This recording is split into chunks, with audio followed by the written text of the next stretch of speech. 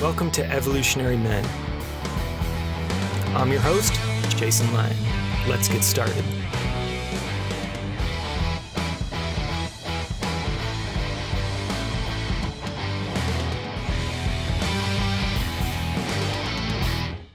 All right, and welcome back. So on this episode, I want to talk about one of the most crucial components to making a thriving and lasting men's group. This is something I talk about nonstop on this show and on other podcasts you've maybe heard or seen me on, because my mission really is, I think every man should be in a men's group. Profoundly change the world in positive ways from where I stand and from what I've experienced. Now, what I want to dial into today is the importance and unique power of decentralized men's groups. So that word decentralized, it's kind of a buzzword these last couple of years with the web and crypto and all this different stuff. But all it really means is, where's the locus of control and power? In a centralized system, often it's flowing down from the top. In a decentralized system, we're kind of keeping the reserves of power more locally. Now, in a men's group, why is this important, right? And this is coming from a guy who leads centralized men's groups, right? I'm a men's coach, group facilitator. I lead programs, many of which are led by me. So I lead the groups, guys come in, they experience what I'm leading, and then they're done. That is not a decentralized group in the sense I'm talking about here. And while there's some gifts to that kind of top-down centralized model, depth, structure, ease for getting things started, there are some real weaknesses as well, which really come to play for the long term. There's a model out there of kind of men's group by subscription, right? Where you pay monthly and you get to join a group, you have your little team, whatever that might be. I know many of the guys leading these, and it's great, right? It really can create an amazing opportunity. But the downside is those kind of groups rarely have the type of buy-in that will keep a man's participation durable for the long run, right? Because suddenly maybe I lose my job, or I get busy, or I have a kid, my schedule changes, and it's like, well, I'm just not going to go anymore, right? I'm going to cancel my subscription, and it's fine. I can maybe come back to it sometime. It's really different in a decentralized groups. Now, I've been part of 4 fairly significant decentralized groups throughout my life. And some of them started as centralized, and then actually that created the momentum where we could decentralize. And all that really means is we're not paying anyone to participate in the group. No one is requiring that our group keep meeting, right? It's not coming from the outside. The commitment of the group is coming from the inside. And that is really key and really, really important. Decentralized groups create real ownership. This is what's so key.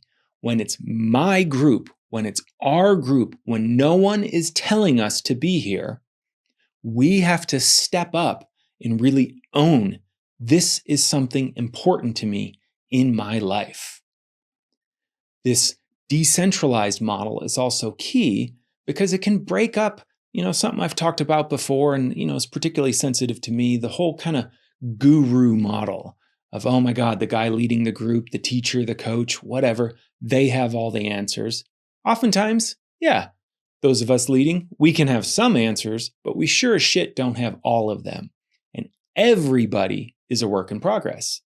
A decentralized group kind of breaks that up a little bit. Instead of, oh my God, the leader's going to figure it out, they can handle the conflict, they're going to hold all the structure. Suddenly, the group has to own that. And that's really, really important. Sharing the responsibility for the group creates more of a buy-in and a sense of importance and, frankly, commitment.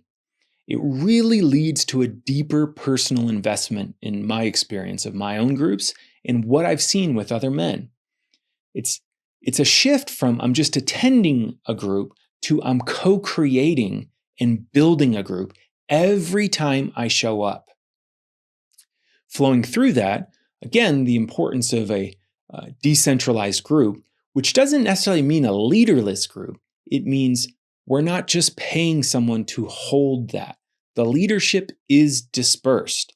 And in most groups I'm part of that are decentralized, we actually rotate leadership, right? So I might be doing it for a month or two, someone else might be doing it for a month or two, and that really breaks the pattern of dependency of just relying on one person to hold all the structure or have all the answers. And it can, frankly, be really good for continually kind of breaking up the family systems dynamics that often do occur when groups form and often do occur around leaders, right? Where sometimes, not always, we project our unconscious parent-child, power dynamic kind of stuff onto the leader. When the leader is our peers, rotating at different moments, it kind of prevents that from happening in some really powerful ways. What's also great about this, a decentralized model, is at some point, every man is asked to step into leadership and has to exercise that muscle of learning to lead. And I've led a lot of groups over the years, and I can tell you the best way to learn is to do it.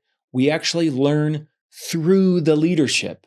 When I was first hosting groups on my own out of my living room in Los Angeles, just posting them on meetup.com, the first couple of times, maybe 3 or 4 months, dozen meetings or so, I would get so nervous and I'd like structure out the whole night down to the minute and was really obsessed with having a plan because I wanted to like give a good experience. It would sometimes take me a day to prepare. Now, I don't really need to prepare, not in the same way. I have a toolkit that has come from experience. I've led enough groups to know how to work with a group, what might come up, and how to deal with it all. That comes through the actual process of learning through leading, which is something that's much easier to do when you have this distributed leadership model, right? It actually changes things to a relationship. And we all get the experience of kind of holding the space for others. And what else is great about this is it trains us to then do the same out in the world, right? Many guys, I've encouraged many guys in my program to take the step and plant the flag and call some men together. And they're often extremely nervous when they do it. But once they do it, they actually feel happy. They feel proud. The men around them are often thankful, and they've discovered a component of themselves, a part of themselves, a capacity maybe they never even knew they had. The other really great thing about a decentralized group that has rotating leadership is that it forces you to take responsibility for getting what you want and need out of the group.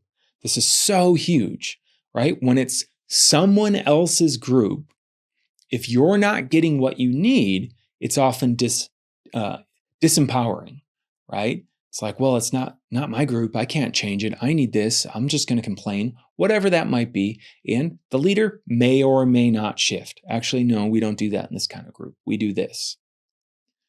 When you have a decentralized model, in particular, when you're coming into leadership, if there is something you're craving more of in the group or wanting, it is your responsibility to then bring it forward.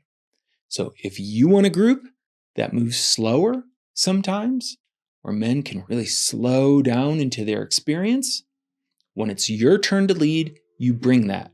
If you're in a group that you feel is too soft, it needs more fire, it needs more challenge, needs more accountability and truth-telling, boom. When it comes your turn, that's what you bring into the group. So by every man tracking what they're wanting, what they're needing, and then taking responsibility to bring it forward in the group itself, the group becomes a lot more robust. rather than that more standard top-down style of groups. The other thing about having a decentralized group is you're creating a culture, not just participating in a club, let's say. And what does that really mean? Well, a culture is something that can outlast any one man. So again, I lead centralized groups. Some of you guys as listeners have participated in them. But what happens if I stop leading that group? Often, that group of men, it just dissolves away because the culture hasn't been created of shared leadership and ownership of this is something we want to carry forward that is important to us. This is so key because it creates something that outlasts any specific man. Men may come and go from an ongoing decentralized group, and the texture and nature and style and flavor of that group has room to adjust and evolve over time. And to be totally frank, the only way we can ever scale men's work fast enough is through this decentralized model. There are not enough facilitators to be leading groups all around the world, particularly in local geographic spaces, right? Zoom is awesome and it really opens the door and it's incredible. But if you want to have local groups, we need men to lead them. And what I often tell guys is if you can't find a group in your local area, it may be on you to start it.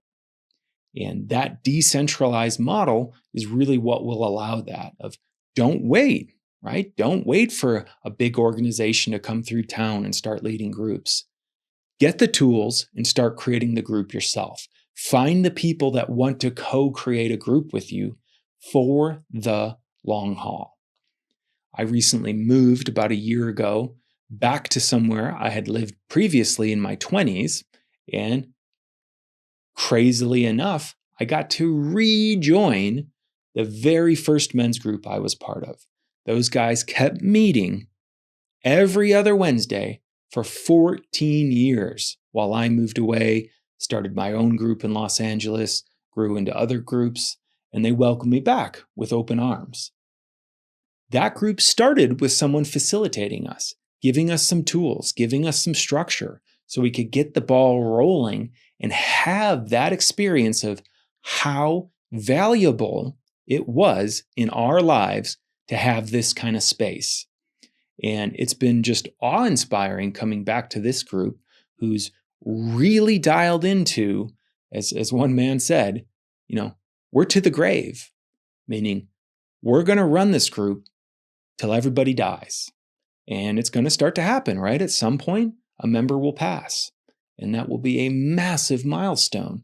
But the group will outlast that member. It may even start to bring new people in over time. Who knows?